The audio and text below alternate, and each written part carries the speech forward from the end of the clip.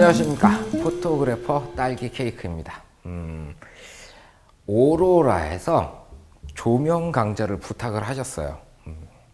참 고마운 회사입니다. 그래서 오로라 조명 강좌를 하기 전에 조명에 대한 어떤 기본적인 것들을 아셔야겠죠. 그래서 조명의 어떤 사용 방법이라든가 선택 요령이라든가 그런 오리엔테이션을 이번 시간에 해보도록 하겠습니다. 자, 오로라에는 좋은 조명들이 참 많아요. 그런데 저희가 이 조명 강좌를 위해서 선택한 조명은 오리온이라는 조명이에요. 저는 오로라의 제네시스라는 조금 고급 모델, 오로라 모델 중에서는 좀 고급이에요. 그걸 꽤 많이 사용을 했는데요. 그런데 처음 조명을 사용하시는 분이 제네시스를 구입하기에는 좀 힘드실 거예요. 그래서 다루기도 편하고 가격도 저렴하고 크기도 작고 그런 걸 선택하다 보니까 오리온 두둥 세트, 키트라고 말해야 되겠군요. 두둥 킷을 이렇게 들고 나왔습니다. 자, 가방을 보시게 되면은 가방이 그렇게 크지가 않아요. 이 안에 조명 두둥이랑 그에 필요한 게 다 들어가 있습니다. 일단 뚜껑을 열어가지고 어떤 것들이 들어있는지 한번 보여드리도록 할게요. 저희가 촬영하기 전에 이 조명을 이렇게 좀 살펴봤는데 꽤 괜찮아 보이더라고요. 뚜껑을 이렇게 여시게 되면은 소프트박스라고 부르는 게 두 개가 들어있어요. 그리고 요걸 꺼내서 나머지들을 이렇게 보여드리면 이런 식으로 조명의 어떤 내용물들이 안에 들어있게 되는 거죠. 일단 가방을 아래쪽에 내려놓고 제가 이 안에 들어있는 것들을 꺼내서 보여드리면서 갈게요. 소프트박스 2개, 그리고 전원 케이블이 2개가 들어있습니다. 전구가 2개가 들어있어요. 모델링 램프라고 부르는 겁니다. 스피드 링이 또 2개가 들어있고요. 싱크로 코드가 하나 들어있어요. 조명 헤드도 2개가 이렇게 들어있는 거죠.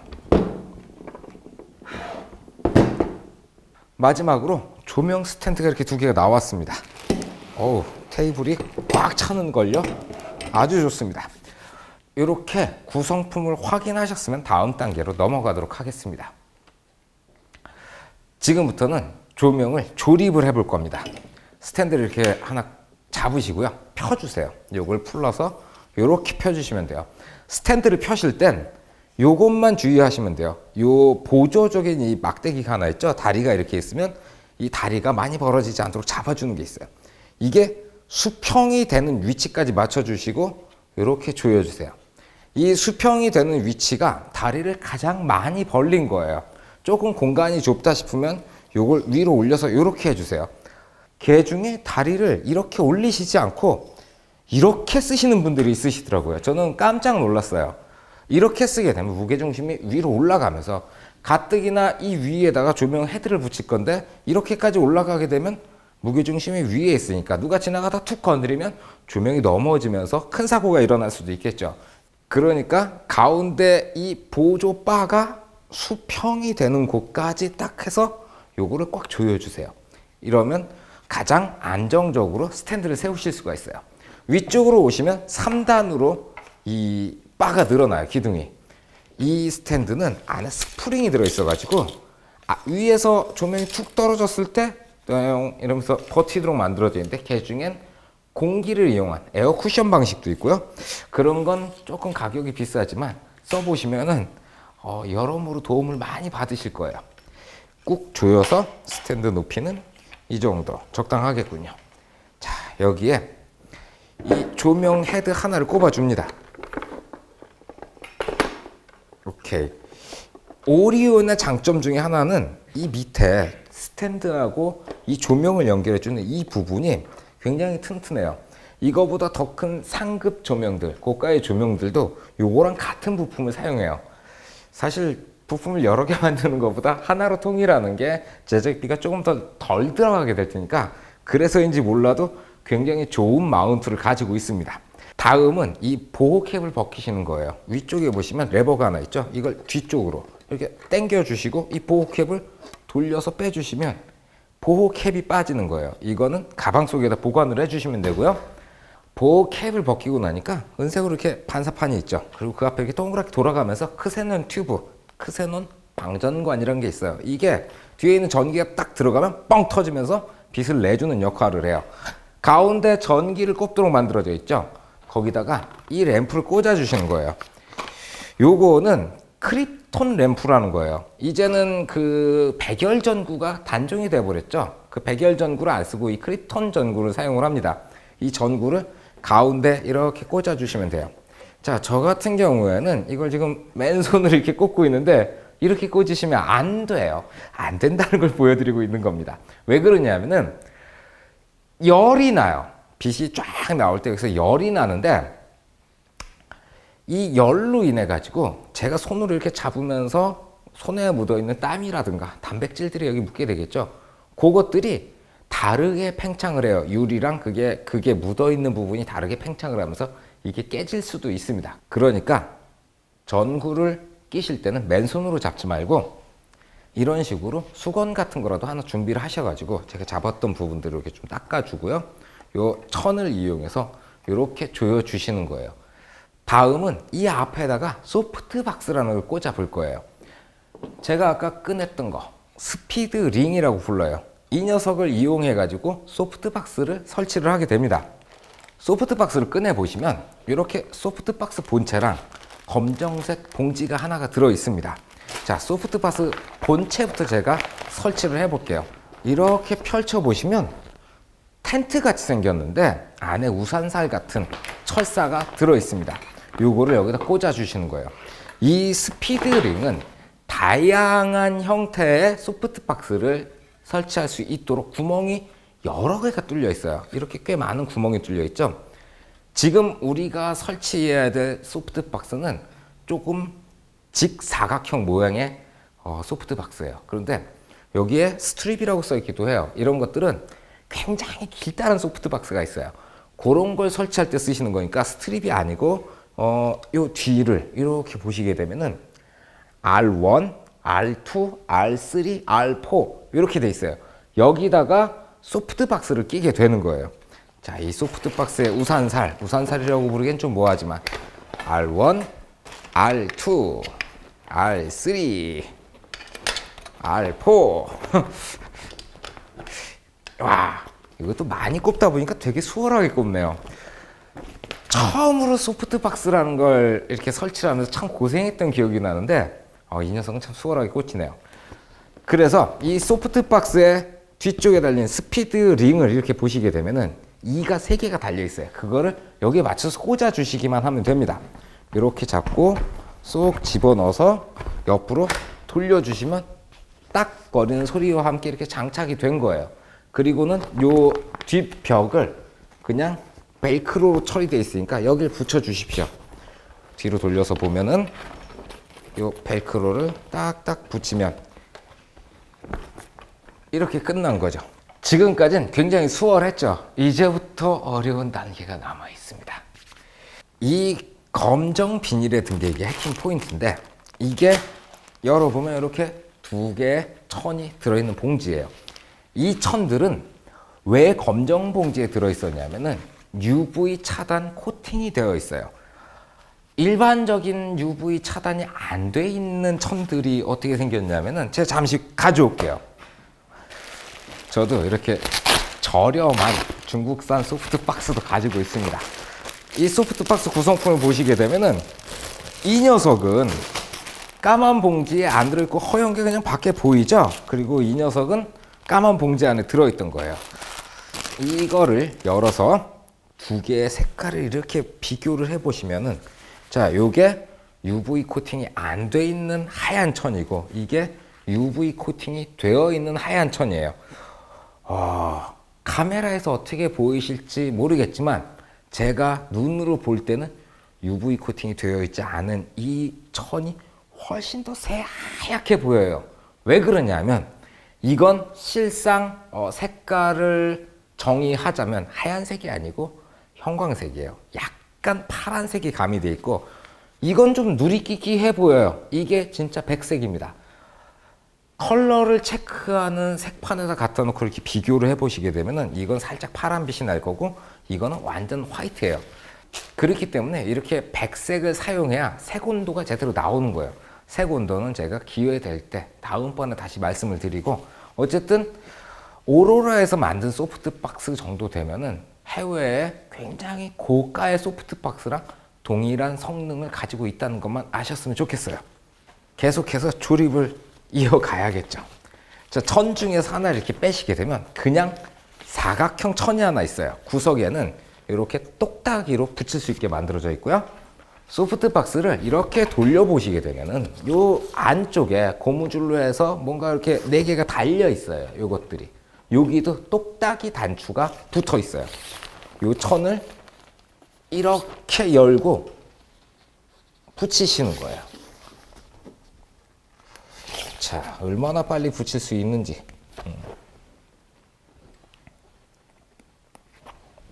한 5초 걸렸나요? 3초, 2초, 번개같이 붙였습니다. 간단하죠? 이렇게 해서 내부에 반사용, 난반사를 일으키는 천을 하나 붙여줬고요.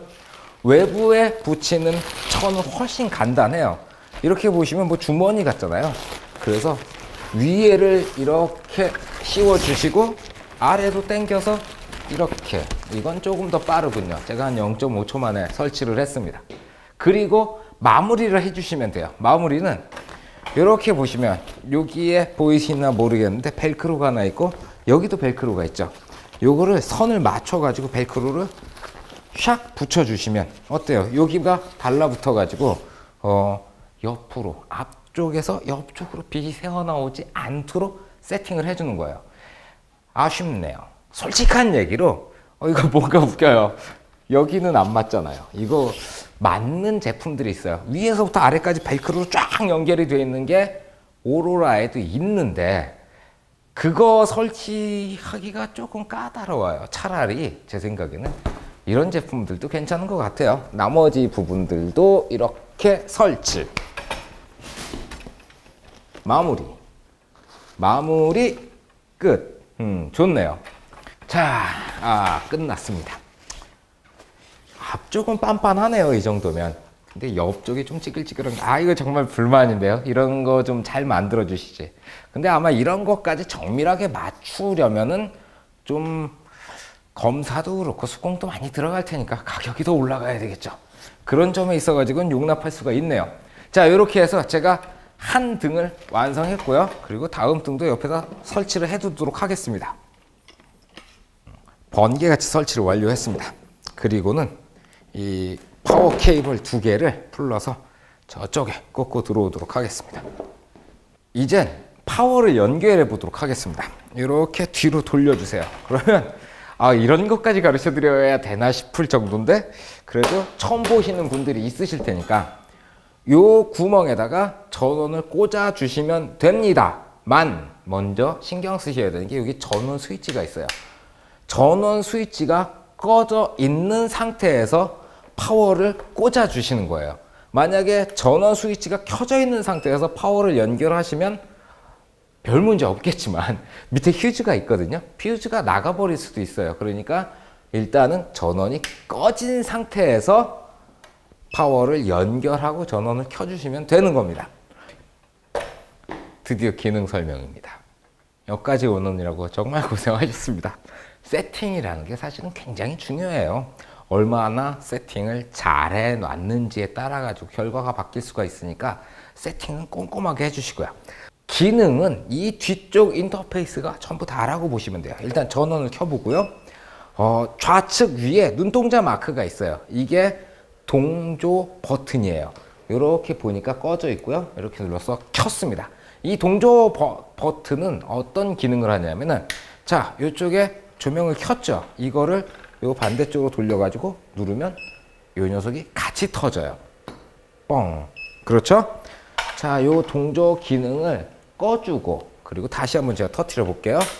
빵. 어때요? 이쪽만 터지죠? 빵. 이건 안 터지고요. 이 기능이 동조예요. 조명을 2개를 쓰는데 한쪽만 연결해서 꽝 터트리면 2개가 같이 터지는 기능이 이 눈동자 마크예요.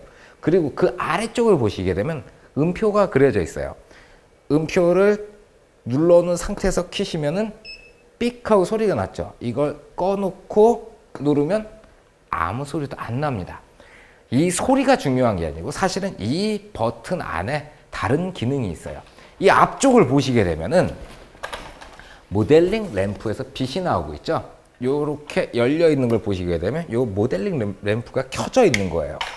그래서 요 소리가 안 나는 상태로 세팅이 되는데 이걸 빵 하고 터트려 볼게요. 꽝 하면 어때요? 모델링 램프가 꺼졌다가 다시 켜졌죠. 소리가 안 나는 상태로 한 번 더 가볼게요.